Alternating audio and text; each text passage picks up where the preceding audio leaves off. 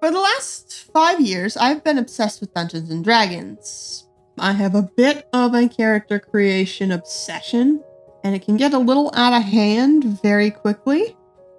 I have a massive folder in my Google Drive dedicated just to playable characters, and I probably drive my DM insane with that.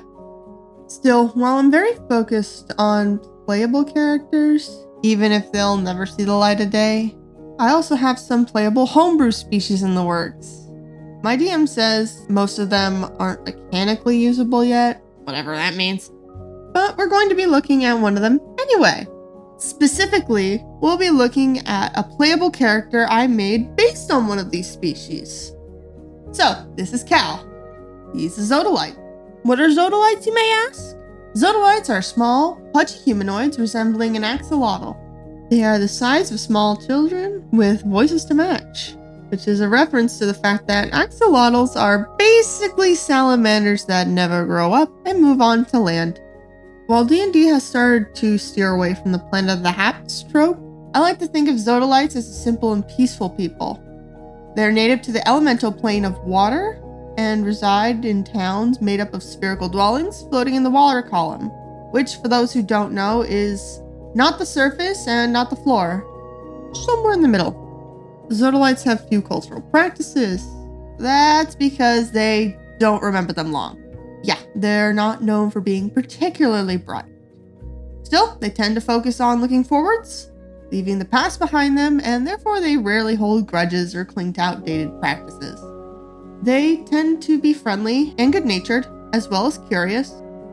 They are drawn to things they haven't seen before, especially if they're pretty or shiny, kind of like underwater crows. They like to scavenge and will repurpose junk for just about anything from parts of their dwellings to pieces of art. The many other art rarely goes beyond, I think this looks neat, but some Zodolites see their work as a part of themselves and will give them to outsiders they like.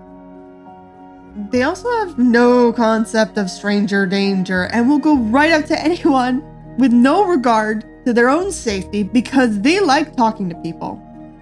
They are an introvert's worst nightmare. They also like to retell stories they've heard from passing travelers, but tend to do so incorrectly. They'll blow details out of proportion, and if they forgot a crucial part, they'll just make it up, sometimes to the point where it doesn't make any sense anymore. They are also hardy. While not known for physical strength, they can take a beating and recover from horrific injuries. They're not indestructible, obviously, but they bounce back quickly and can even regrow lost limbs. Unfortunately, this has led scientists and wizards to use them as lab rats. Overall, Zodolites are considered to be cute and harmless people that aren't very well respected, often treated like animals, small children, or lab rats. Which brings us back to Cal. As he starts to come together and you see his wardrobe, you can probably presume that he is a wizard. He is an evocation wizard. He was originally planned to be a playable character, but currently he's being used as an NPC in the magic school setting mentioned in the May video. He is one of the teachers and known for a bit of a temper. He does have a bit of a complex because he is small and he looks and sounds young despite being probably over 60 at the very least. His original history is fairly vague, but basically it was that he is kind of an outlier when it comes to Zodolites, as he is fairly intelligent, and while he doesn't have any animosity towards his home, his people, and his family, he also describes them as brain-dead yes-men. As most very intelligent scholars would want, he needed a challenge. He wanted to grow as a scholar, and for that, he needed to leave. He is absolutely that teacher who will shoot ice spike at the kids talking in the back who aren't paying attention. Because while he is definitely the stern and harsh type of teacher, he's also the type of teacher who will help his students as long as they're willing to ask for it. If you want to succeed in this class, you will make sure it happens, even if it feels a little bit more like boot camp than an actual school. As for his attire, classic wizardly look, the robes, the big hat. But one thing you may also notice is that his clothes don't really fit him very well.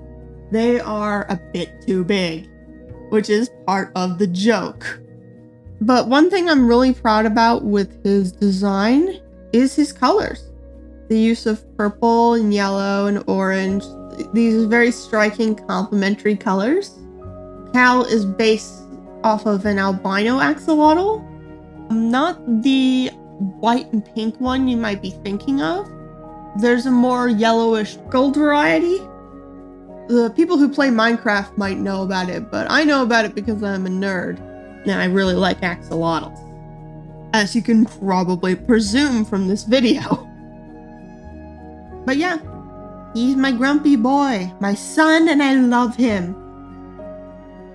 Making a race was interesting. I'm still getting the hang of it because I'm more into the creative aspects, the creative and storytelling aspects of D&D, rather than the mechanical ones. So kind of figuring out how to make these work is still a work in progress, and I haven't really had any chances to playtest any of my races, and maybe one day they'll be publicly available. Who knows? Thank you all for watching. Don't forget to like and subscribe, and I'll see you next time. Bye! Gonna be anything is gonna happen. The world didn't blow up. Nothing bad's going to happen. You don't need to think anything else except the task in front of you. Okay? I know that's still recorded, but I will delete that area later. Now focus! Hey, ooh, this is your boy. You want to introduce the world to your boy? Do you feel satisfied introducing it like this? Son, I don't know. Then introduce your son again!